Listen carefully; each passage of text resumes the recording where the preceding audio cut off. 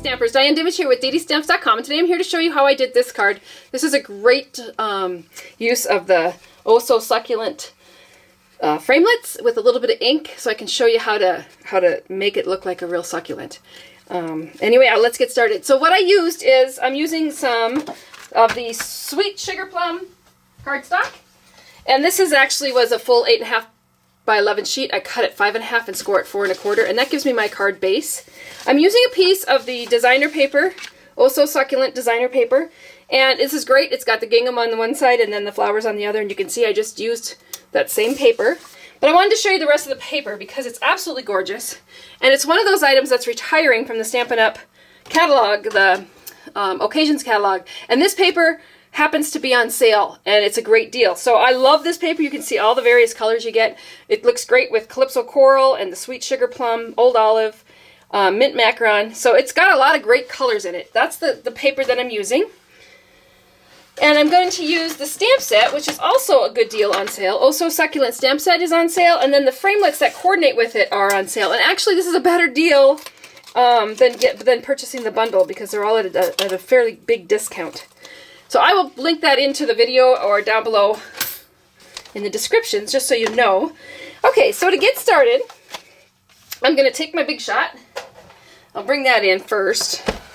And then I'm just using my regular plate, my steel plate,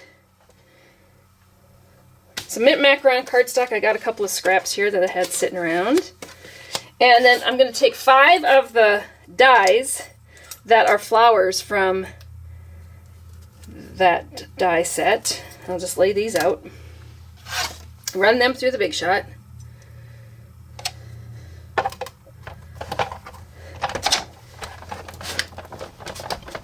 So I'm running this through on the Mint Macaron cardstock, and once I'm gonna add some texture to this with some inks, and I'm using Old Olive and Sweet Sugar Plum, a couple of the colors that are in the cardstock.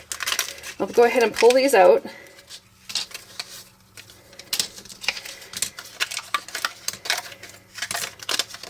Perfect. And then I'm going to go ahead and use my little die brush. These have holes in them, as you can see, so if I just run my die brush over that a little bit, it'll go ahead and loosen those up, and they will pop out of there.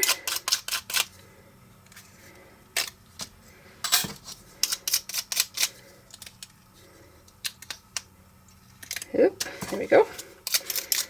Just got 2 more. Whoops. And then this little one here.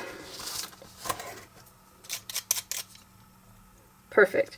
Now I'm going to bring in a piece of scrap paper, because what I'm going to do is I'm just going to add some ink. And like I said, I'm using Old Olive ink and the Sweet Sugar Plum and sponge daubers. And so I'm going to come in with my Old Olive and the sponge dauber, get a little ink on there, and then you can see I'm just kind of randomly putting some ink on there. I don't want it fully covered. I just want a little bit of texture to these flowers so that they'll turn and look like a great succulent. When I was out in San Diego last week, I was so impressed by all of the succulent gardens. It just totally inspired me to come home and play with this set. Once I've done that, I'm going to go ahead and take another sponge dauber into the Sweet Sugar Plum, and then just add a little dash of purple to the tips of these flowers. One of the things I love about this stamp set is, or this framelit set is, it's a great framelit set even if you don't have the stamp set, because you can do so much with these flower petals.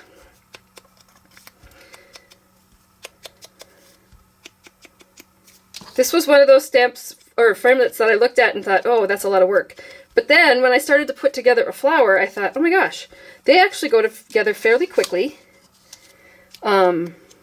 And they look good in lots of different colors.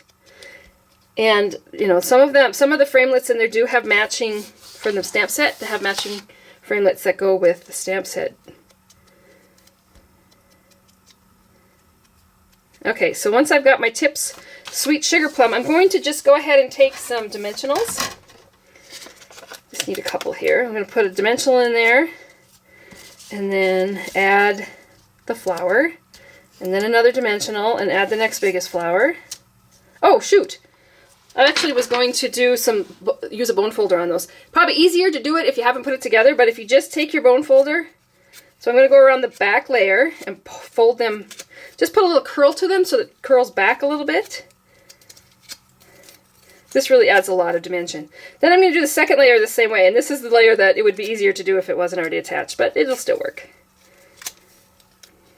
Creative adjustments.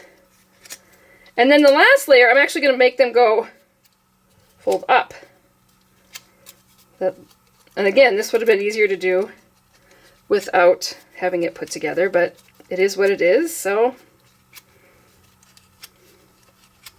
like that. And then I'm just going to do the same with these little layers. I'm just going to make those tips just a little bit. Now, you don't want to pull too hard on this or the next flower because you'll pull those petals right off. They're kind of delicate. And this one's just going to have just a tiny bit of a bend to it. And then I'm going to add these flowers on with a bit of snail. Like that. And then I'm going to add, as soon as I find my, here they are, a couple of pearls. I'll just add a pearl to the middle of that flower. And that is just to add a little something to it. But that's how quick and easy it is to put those flowers together. So let me go ahead now and show you how quick it is to put together the card. I guess I should, oh here. So my card base, as I told you, is a 8.5 by 11, cut in half at 5.5, scored at 4 1/4. That gives me my card base. I'm going to take my piece of designer series paper and actually cut this down to 4 by 5 1/4. So you get 6 per sheet because you're cutting them down into just 4 in strips and then 5 1/4. So you do get quite a few cards out of one sheet of cardstock. And then I'm going to use my trimmer and I'm going in at 1 1/4 inches. I better move this so you can see it. Anyway, I'm at 1 1/4 inches here and I'm going to cut it. And that's what I love about this paper is both sides look great. So I'm going to go ahead and add a little bit of snail to this top half and lay that onto my cardstock. It gives it a nice, because I cut it 4 by 5 1/4, it's going to give a nice frame around it. And then this piece I'm actually going to put adhesive on and flip it over on the bottom half to get that. And then I'm going to come in with some ribbon. And this ribbon that I'm using is great. It's another product from this whole slew of products from the So Succulent product bundle. And it's ribbon. And it comes in the sweet sugar plum and then the white. So you get lots of it. And I'm going to take a piece.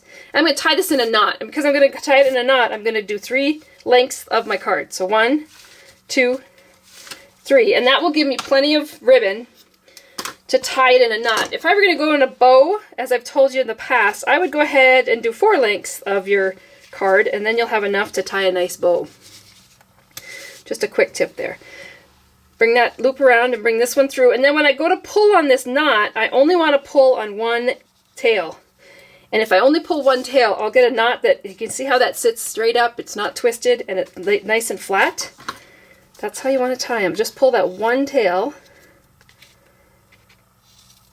and trim my edges up a little bit. Then I'm going to come in with some more of that old olive and stamp. Nice thing about this gingham is you can line up your stamps, especially when they're photopolymer like this, to make sure that your verse you're saying is straight. This one says happy birthday to a very special person. And then I'm going to come in with a couple more dimensionals and my flower and put those on the back and then add this to my flower, and I've got a really quick, easy, beautiful birthday card. So there you have it. Pretty simple. It's a great card, and like I said, all of the products that I use, the paper, the cardstocks, the ribbon, the framelits, and the stamp set are all on a big discount while supplies last. So you may want to hop over to my website and check that out. I'll put a listing down below in the description on YouTube of the products that I used. And I'll have the dimensions over on my website too. So thanks, and I hope you have a great day. While you're over there, go ahead and sign up for my newsletter where I send out tips, tricks, and techniques every week. Thanks. We'll speak to you soon.